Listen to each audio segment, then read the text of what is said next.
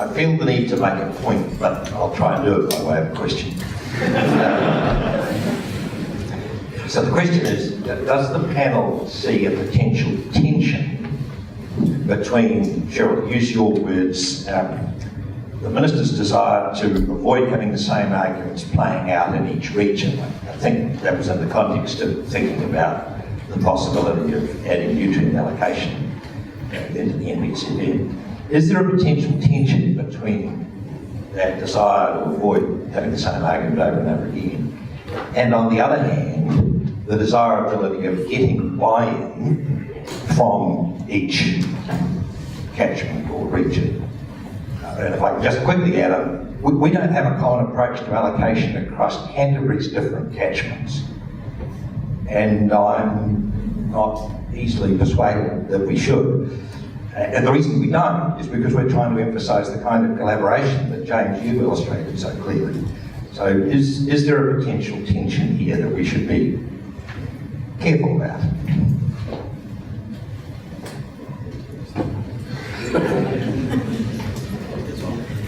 Thank you, David. The short answer is yes, there is, right? So, you know, we know in New Zealand that the issues in each catchment are very different. So we have different soil types, different water quality, different issues in terms of the land use. So absolutely, I get that. I guess there's, and the tension is with wanting a national approach, which is not about setting all the details at a national level, I suspect, but about setting out some general principles and how we expect this to apply. And the intent there will be to try to avoid some of that noise at a local level. So yes, there's a tension, but yes, I think there's a way through. But I acknowledge your fundamental point, which is that there are very different issues in different catchments, and absolutely we have to be cognizant of that. And part of it is, I think, about getting richer and better information over time too, so that we can put specific plans in place where we need to do that. But others make a comment. David, I think one of the things that really hampers local decision making is ambiguity within legislation, regulatory instruments such as the National Policy Statement, and also interpretations of science and what it means. So the more we standardise and give certainty around the decision framework, and the more the science can be settled at national level, the more the community processes can focus on the relative trade-offs across the community's values, and not be debating words and their meaning in a policy statement or in the interpretation of science. So I think there's complementarity in having greater national direction, greater certainty in the decision framework, and I think we've had too much ambiguity, frankly, in the EPSFM. And we've certainly got plenty in the RMAs, as everyone in this room well knows. So I think more prescription around the decision process is helpful to communities actually make the decisions themselves. David, I agree with that, and just further to what James has said, there needs to be a recognition of difference between catchments and within catchments. And for example, within the Waikato catchment, which is a huge one, we have nitrogen being the primary issue in the pumice soils, and further down, it's not an issue at all, it's sediment and what goes with that. So as long as there's that recognition that we are dealing with something complex, but we need that direction.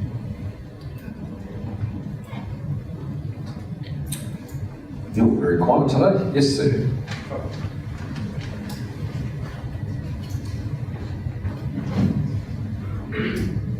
In 1973, Hunter Young, who was a chief of soil conservation for the Waikato Valley Authority, posed the question: is it possible to strike a balance between the individual preferences for a pristine environment and individual demands for high material living standards? Are we any closer to having an answer to that? And have enough people in New Zealand ask that question of themselves? Yeah, look, very good question, Phil.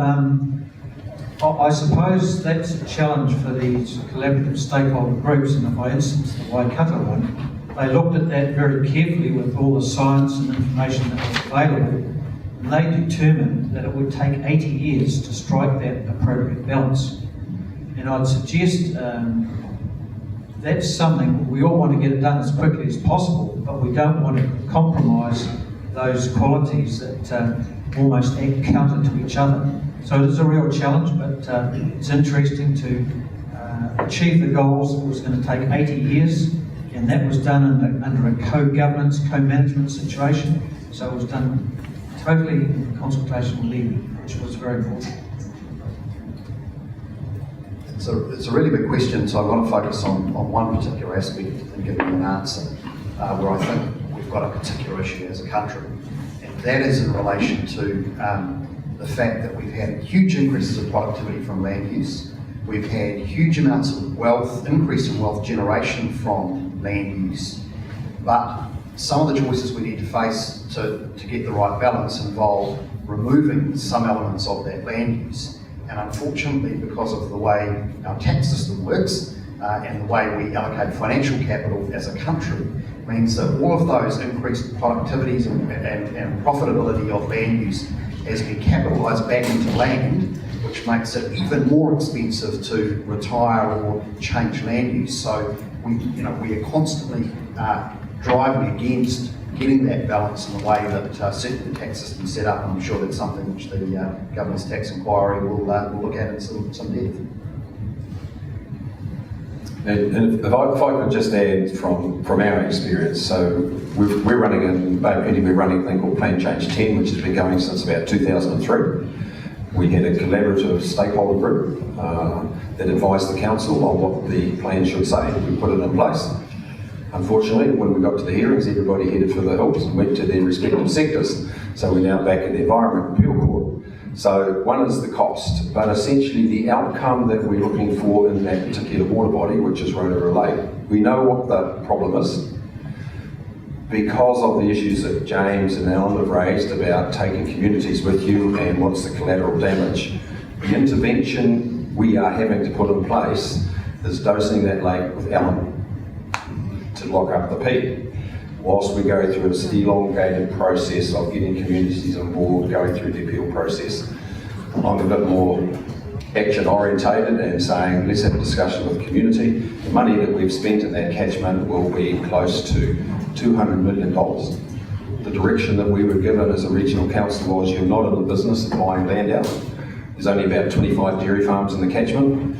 Looking with the benefit of hindsight, you could have said you could spend $25 million, bought the whole dairy farms out 3 or 4 years ago, 5 years ago, you'd be well on the way to the improvement we're looking for. But this is just the system, as James says, we're endeavouring to operate in. But we need to challenge it if we want some change. Can I just add something on that question? Sorry. The way I see the question is, you're actually talking about sustainability. And the question of sustainability is whether we can maintain a particular standard of living and an acceptable quality of our environment. And I think it becomes quite problematic to talk about sustainability in a highly modified environment. And in many respects, the whole concept of sustainability is difficult to sustain in an environment that is so modified that any resemblance to its natural state has disappeared. And so I kind of think that we have to be very careful when we talk about sustainability in a highly modified environment, because I think often the two things are simply not compatible. Thanks, Kerry. Lady over here. Yes, Jenny Bash, I'm from the Greater Wellington Regional Council, and it's been a fascinating 2 days. We've got 2 fire tour committees at the moment going. One's 4 years into it, the Ruamahana, and some interesting dialogue going over there. And the other one is the Polymer attachment. Now, they're 2 totally different ones. So one's a sort of real mix of urban and rural, because Polymer is actually 80% rural. Now, my question is to Cheryl, you're doing something on estuaries. Polymer Harbour and Partanui Inlet is a huge estuarine area. It's the whole mixing of freshwater, saltwater. It's a harbour fish nursery. It's hugely important. It's getting silted up. Transmission down there is being very, very careful not to put silt into that and let the harbour. But if you're doing work on the estuary, how do you see that helping us in terms of the outcomes from our Whātua committees that are then going to go into the draft natural resources plan that's going to go to hearings at the moment. I'm really interested because it's a huge estuarine environment. No, thank you. Yeah, and I'm aware of that work, and it is a really important local area. I think, there's a whole, as I set out, a whole work program here, and the way that the estuaries are part of that water network is something that's very important to ministers. So we're actively working with them on what that looks like. So I can't give you certainty in terms of the time frames of when you'll see that. Potentially part of the suite of regulation that I've talked about. So I can't give you a specific answer, only to emphasise that I know it's an issue that's very dear to particularly Minister Parker's heart, and it's one that officials are working through at the moment. Are you going to be working with the excellent environmental science teams that a lot of regional councils have got?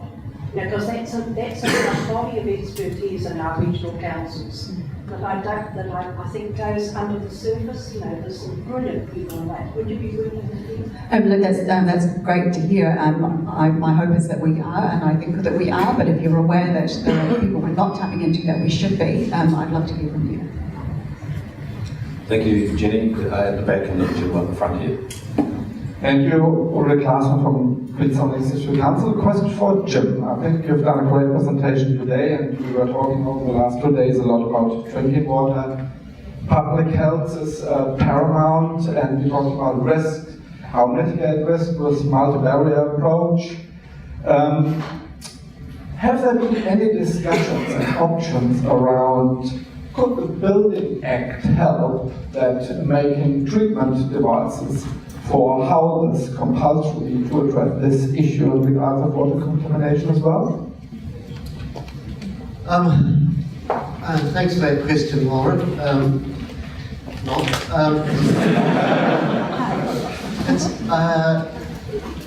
This question of polymer-pointing devices in water treatment comes up from time to time, and it's a vexed question. It's very difficult.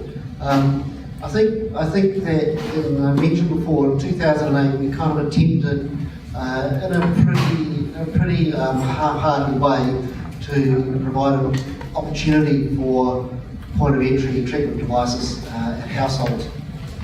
And as I said, it's not really been taken up. Whether it could work under the Building Act, I don't know, and whether there's been any discussions about that, well, certainly not with me. The only thing that I would say is I recently was at a conference in Canada, and in British Columbia they have the department that looks after First Nations communities had put in place a program to install point of use entry devices in several communities which had permanent boil water notices, because water quality was so poor. But the conclusion that they came to was that it was only successful if a central body like a water supplier or a local authority took responsibility for installation, maintenance and testing. And the evidence that they said was it does not work if you leave it to the householder. So whether the responsibilities under the Building Act could be useful with that, I don't know. I suspect they could, but I'm not being party to any discussions. It's a good question. It's probably similar to smoke alarms. Building Act requires smoke alarms in your house. How many people don't replace them when the battery runs flat? So, is it? Yeah, another question for Jim, actually. We talked a lot about public health in water supplies, but a lot of people get ill at swim-up beaches. And I was wondering if you had any thoughts on the methods that the swimmability of beaches is currently applied and the sort of standards that are put in place, and whether those are viable or not. I mean, it's a really good question, and it's a very difficult question to answer, because assessing the quality of water in a natural environment is inherently very difficult. And it's inherently very difficult because it's so changeable. The reality of the natural environment is it's dynamic and it's constantly changing. And the methods that we use, we tend to rely on methods like testing or in the marine environment, echococci, freshwater, E. coli, etc., etc. So we tend to rely on these snapshot methods to determine the quality over a period of time, and we just fill in the gaps with assumptions, which is the point I was making before.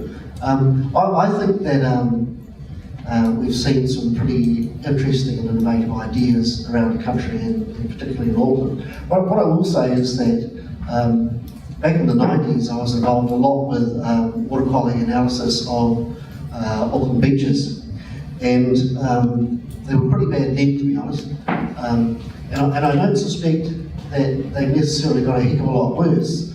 But what has changed is the monitoring and the advisory, and so there's a perception that it's got a whole lot worse. But I just know from the results that I was finding in the 90s that it was pretty bad then. So yeah, I think there's some really interesting things coming, and there's a lot of modelling which is really useful, and there's some other techniques, and particularly the one that I think is most useful, which we use in water supply, but it can be applied all over the place, is managing risks and identifying when there's likely to be a risk. The problem with that method or approach is its communication to the public and public perception of it, and that's when it becomes very, very difficult.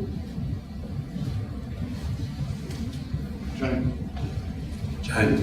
Good morning, Jane Leeds, Bay Community Regional Council. Question for Cheryl.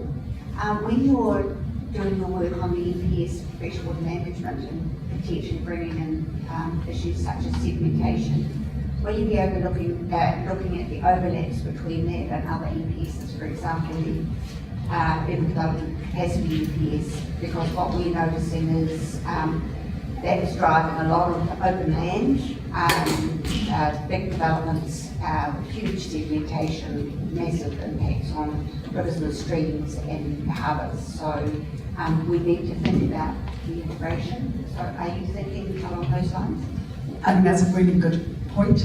There is something about how all of these pieces of regulation fit together, and I'm very conscious of how regional councils, receive that. So there's a lot to do, and the costs of that are real.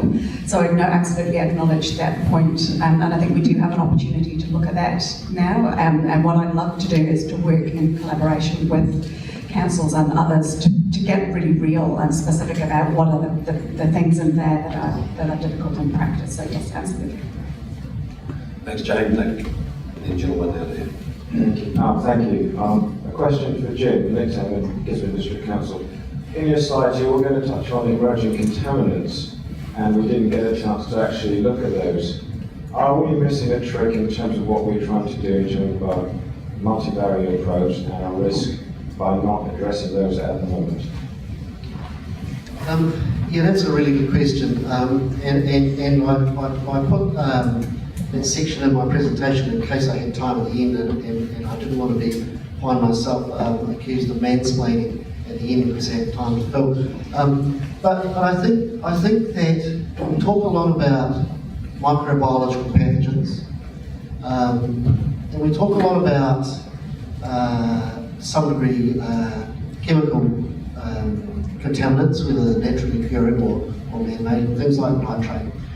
What's on the horizon that I think we need to better get our heads around is what we used to call emerging contaminants, but we now call contaminants of emerging concern. And what I wanted to talk about today was endocrine disruptors. Now there's a whole range of different things we could be talking about. Endocrine disruptors is just one of them.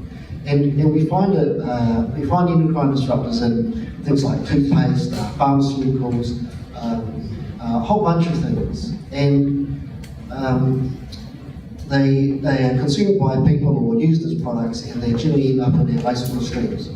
And the problem with endocrine disruptors is that they affect or mimic the functions of hormones in our body. Now, hormones in your body have a function in extraordinarily small quantities, like incredibly small quantities. So endocrine disruptors that are in our environment and end up in our water supply can have effects on us, even though they're at incredibly low concentrations, in fact below levels of detection. The reason I wanted to talk about it is because, first up, people will tell you that we don't recycle water in New Zealand and we don't consume wastewater. Well, actually, in many respects, we kind of do indirectly. And so if you look at there was one last slide, if you look at the Waikato River, for example, all along the Waikato River, there's discharges of wastewater. And all along the Waikato River, there's intakes for drinking water supply. And many of these compounds that are endocrine disruptors pass through water treatment plants. And so the reason I raise it is not because we shouldn't be concerned and doing something about it. It's because it's a growing concern in the United States. And I think it's going to be on the horizon. It's on the horizon. I think it's going to be a growing concern for us. And it's a number of these things. So the other one is nanoparticles. So nanoparticles are absolutely tiny. They can get into the wastewater stream. They can be extracted into a water treatment plant. They're not removed by a water treatment plant. They are consumed by humans and they lodge in parts of the human body. So I'm not saying let's all get really freaked out about this and stop drinking water. What I'm saying is there's a whole bunch of things that are on the horizon that we need to be aware of, we need to understand the implications of for the future, and they're all things to do with, and it kind of comes back to the sustainability question really, they're all things to do with the way we behave and the way our society functions. There's so many cases in human history of us doing something and then having to confront the consequences of it many, many years later. So I just kind of waving a bit of a flag on some of these things and saying we need to be keeping our eyes open and looking to the future. Thank you. Gentleman here, then Dr. Blakely. Adrian Young from Ministry for the Environment. We've heard, I guess, how in terms of drinking water, public health shouldn't be compromised, and one of the recommendations of the Havelock North Inquiry is to potentially change the RMA to give a greater prominence to drinking water in the RMA framework. And I guess I was wondering, particularly as Alan, James, how, if that was to go ahead, how do you think regional councils would then, I guess, factor and weigh up, those competing priorities and considering health implications in terms of, I guess, decision making that affect drinking water? And do you think you guys are sort of you have the capacity to kind of make those kind of decisions, or perhaps is that something that an independent regulator might need to sort of take more of a role in?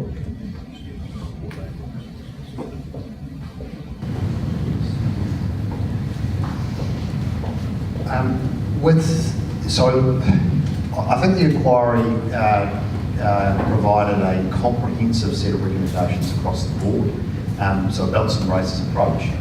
My personal view is that an amendment to the RMA is probably not necessary. Strengthening and revision of the National Environmental Standard, absolutely. But I think the primacy of the National Environmental Standard and what it already requires and what it could require through revision would be sufficient to ensure that regional councils did what was necessary to manage risks to drinking water. So I don't think further insertions into Part 2 of the Act would really are necessary in that regard. There's already a priority with respect to allocation for drinking water supply. Human health is already captured in there. So I think really the regional sector has had a wake-up call from Havelock North. People are now really focused on implementing the current provisions, looking with great interest at what's coming along the line. And I do think that regional councils have the capability to manage those risks. And I think it's important that we do manage risks to drinking water in an integrated way alongside land and water use decisions. So the whole system, if you like, catchment, surface, groundwater, the whole works is managed in an integrated way. And I think one of the risks that we need to avoid in creating a new regulatory institution here is that we don't further fragment what does need to be managed in an integrated way. Dr. Blakely. Roger Blakely, Greater Wellington Regional Council. Question for Cheryl. wonder if you'd elaborate on your comments about possible changes that Minister Parker has in mind for the Resource Management Act. And my question is, and I take it there's no intent to change the purpose of the Act, just sustainable management of natural and physical resources in sections 5 and 6, but it might be more guidance from the centre through environmental standards or national policy statements, particularly in water issues in both urban and rural settings. Could you just elaborate on what Minister Parker has in mind? Thank you for that. I thought that question might be coming. And in short, I can't really give you much more at this point. Ministers are in the very early stages of thinking through what that process looks like. So as I mentioned, there's some short-term changes that they're thinking through, so an immediate presenting issues, and then the question about what the longer-term first principles look at that might look like. We're still in very open discussion, so I will be keen to draw on expertise of people like yourself once we move through that. Can I follow up with a question here? What's going to happen with all our natural resource plans if you're going to change the RMA? Not going to affect them, is it? Again, I can't give you answers. I can't give you answers to the specifics at this point. I appreciate that the sentiment there is that a lot of change causes churn and cost, and we're very aware of that and thinking through our advice. It's just those plans take so long, and once you get to the end, you find the RMA has changed, and you have to start all. Yeah, no, I very much appreciate it. You want how we do that? So maybe switch focus to another area of the RMA that might or might not be on people's radar. One of the challenges we've experienced in Canterbury comes after we've got through all the kind of work that we've largely been talking about today. We've done our calibration, we've developed our rules, and they've been taken through public hearings, and we're now ready to make them up and implement them. And what we find is that all of a sudden we run up against the fact that we all understand that a new rule is operative from that date going forward, so that's fine. It spells out how we'll treat any new consents. But of course, in any given catchment, you're dealing with a whole lot of consents that have been issued in the past, and they could have 10 years still to go, 20 years still to go, quite easily. So my question relates to the power in the RMA that allows councils in that circumstance to review the consents. But my point behind the question is, it turns out in practice that's not easy. So the question for Cheryl is this an issue that the Ministry is aware of and thinking about that might perhaps be tipped into the review scales? And for the other regional councils, is this something that has been a problem in your experience? I mean, in particular, I'm thinking, if I get very detailed very quickly, I'm thinking about section 135. So 128 is the power to do reviews. 135 says, if you're doing a review of consent, you've got to be able to demonstrate that what the change you're proposing to make, bringing a new rule to apply to that consent, won't remove the viability of the activity that that consent relates to. And very specifically, we think, at least in Canterbury, that means we have to demonstrate the ongoing viability in relation to that particular consent, because of the way the language is written. Now, if we're dealing Ashburton River, we've had community consultation, we've agreed that the minimum flow needs to be increased over time, that's fine, the community signed off on that. There's 120 consents which will be out there for the next 20 years. The community would love for us to do a consent review, and actually we're going to have a go. If we have to demonstrate the ongoing viability of 120 individual consents,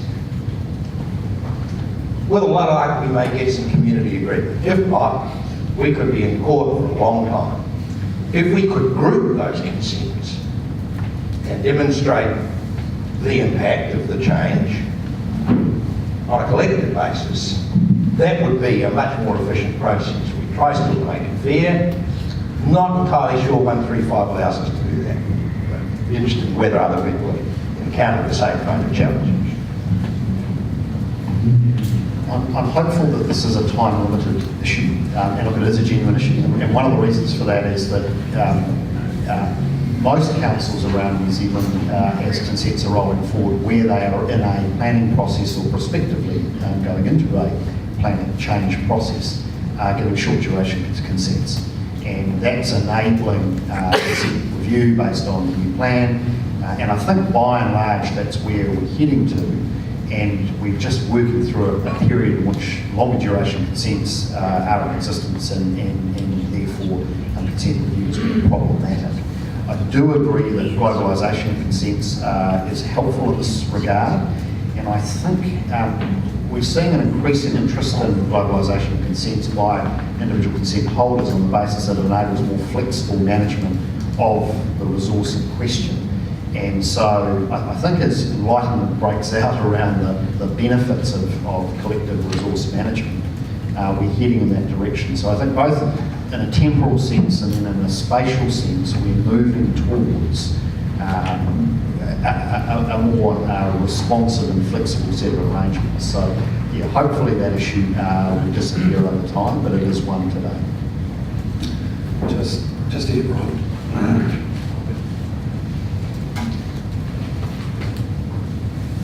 Hi, I'm Fraser Clark from Museum. I did a work around this in the digital area and just a total change of tack from some of the existing questions.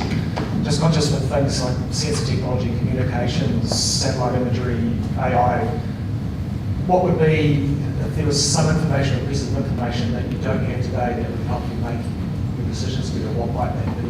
What might be the opportunities there? Just one for me, which I understand is being worked on, is essential real-time bacterial pathogen monitoring. If we could have that on a continuous real-time basis, reported through, both from a drinking water point of view and also from a swimmability point of view, we would be able to manage risk so much better for all the reasons that Jim covered earlier on. Exactly the same. And to be fair, I don't think we're necessarily that far away from it. There's been some pretty extraordinary work being done and some pretty amazing stuff I've seen. The difficulty is that in the area of drinking water and freshwater monitoring and solubility, swimming water, the concentration of pathogens that you're looking for or microorganisms you're looking for is tiny. It's so small. And so that's the difficulty. But that online monitoring for microorganisms is an enormous breakthrough. Yes.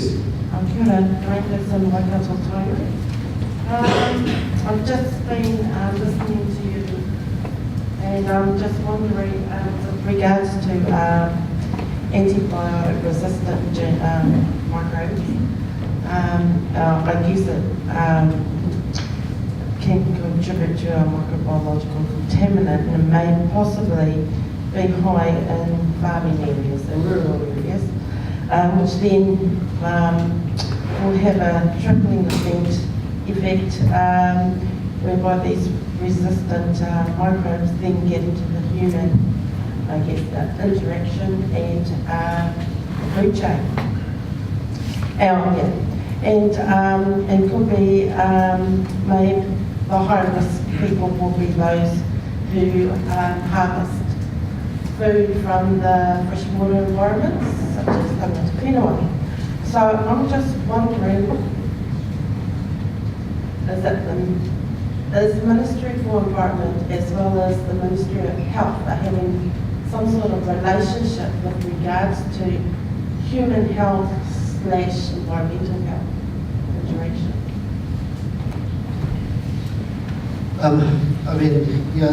It's a very good question, and I can't give you a sort of straightforward answer. The first part I'll deal with is what the Ministry of Health is doing. I haven't worked for the Ministry of Health for 10 years, so I haven't a clue what they're doing in this area. But I think it would be useful to ask them. I think that it goes to the question of the relationship between our health and the environment. And the things that we do, the way that we behave, and I mean that in a broad sense, and what those outcomes will have on our health. And so antibiotic resistance is a really, really good example of that.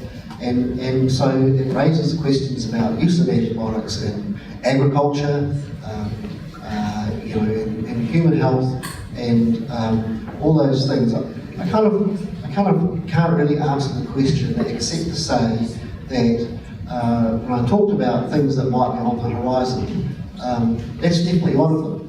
And it's relevant to water supply, because water supply is the medium via which all sorts of things are carried into the human body. And so if small concentrations of things like antibiotics, for example, are in a water supply, then we're all getting a share of it. And so it just goes to that question of what's out there that we are not thinking about, not considering, and need to be getting our heads around. And so I can't give you a simple or definitive answer on that particular question, but to say thanks for raising it, it's really important. Kia ora. Thanks, thanks, Jim. Look, I've got a question for the panel, and whether it's MFE or Alan or James. As I said yesterday, regional councils frequently between the rock and a hard place. We get criticised by consent holders for, say, going soft on our TLA cousins. And in this very room next week, there's as Malcolm knows, there's a hui of rural and provincial, which are essentially a lot of the rural TLAs in the community. One of the things we see frequently is contamination of wastewater with stormwater overflows. And as I said earlier, whilst some of those things are currently allowed with current consents, what should the sector believe the approach from the regulator should be looking forward on the basis that we need to improve these sort of performances? And I'll just remind you of a comment that came from the Hadlock North Inquiry, where it said some of the overseas people that used were simply horrified that the co-location of potable water and wastewater, and a lot of times, which are inherent, they've been there for a long time, were actually allowed. So given those comments, how do you see the approach going forward that regional councils need to take with our TLA cousins in terms of some of these issues around stormwater infiltration into wastewater?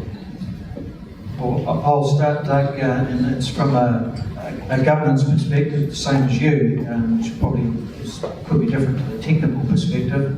But from my viewpoint, and having been in local government as well, it's imperative that we're talking to each other and ensuring that, in the case of local government, we are well aware that you're faced with some huge infrastructural costs, and you have to prioritise those. And as long as the regional council knows that you are heading in a direction that's going to bring positive outcomes, that you have prioritised the work according to risk, I'd suggest that's the best that we can do. And I suppose it also provides opportunities. And if I use the example, one or two cases in the Waikato where effluent discharge consents are coming up for renewal, there's nothing wrong with those plants. They have a very high level of discharge. The discharge going into the waterway is higher than the quality of the waterway itself, and that they are required to carry out further improvements to achieve minuscule levels of improvement at significant costs in the way of millions of dollars. And the question that has been raised is, well, what's the opportunity and benefit of looking at offsets so that in improving water quality, rather than spending millions of dollars on achieving that small improvement in water quality, discharge, that they perhaps could spend some of that amount on carrying out riparian planting, etc., in that same catchment to achieve significantly higher levels of improvement in water quality. James? Not a lot more to add to this. I think that was a great answer. This is a source of genuine tension between regional local authorities, and I think a lot of it goes back to the legacy issues we've got with Three Waters, the significant amount of change happening in that area right now, affordability and the national capacity for change. This is something which I think communities need to be patient on and will take time. Really, I think from a regional council perspective, the importance is that we're going in the right direction and the improvements are being made with adequate priority and pace, really. And I think sitting in behind this is a broader set of issues around the extent to which regional councils become advocates, if you like, for environmental performance on behalf of the community, and whether or not that pits them against the territorial authorities who might be seeking a broader range of community outcomes. And I think there's a risk for disconnect there. But in an ideal world, all layers of local government are closely aligned and sing from the same song sheet in terms of the community. And this is an area where, I'll speak a little bit frankly in terms of our own contemporary experience, it's an area where having a democratic overlay in local government creates incentives around behaviours for elected members to be potentially pitted against one another for electoral competitive reasons, and that might not be in the best interests of a community working together. And I think there is just a risk inherent in the democratic process between the two layers of local government in that regard, but we see it in central government as well, in terms of local government being a way for central government political objectives. So yeah, it's just something which I think sits there all the time and we have to manage. Can I just add something there? And I go back to the speech from the Minister yesterday, that in the wake of Havelock North and the DIA Three Waters review, there's some glaring questions. And the first one is, if we're going to have a new regulator for drinking water, and it looks like we will, should that regulator also be a regulator for wastewater? And should they also be a regulator for stormwater? So there's a question that government officials are grappling with at the moment, and I'm sure they'll come up with a good answer. But the other question is that given the questions around stormwater and wastewater and problems like overflows of wastewater into stormwater systems and infiltration, and the cost associated with that, the inquiry asked a simple question, and I don't want to presuppose the outcomes or what my personal view is, but the inquiry asked a simple question: is the structure of local government as it currently stands suitable to fund the investment that is required to resolve those problems? And so the Minister put up a map there and without suggesting any particular model, floated this concept of 5 water authorities across New Zealand. It begs the question, are those authorities going to be responsible for one water, drinking water, or will they be responsible for water and wastewater, or will they be responsible for water, wastewater and stormwater? And would they have the scale necessary to adequately fund the improvements that are needed? So, I mean, what I'm saying is, this is the question. This is the question that we've got 3 or 4 months, 5, 6 months to make our views heard on, because now is the time that these questions are being asked and answered.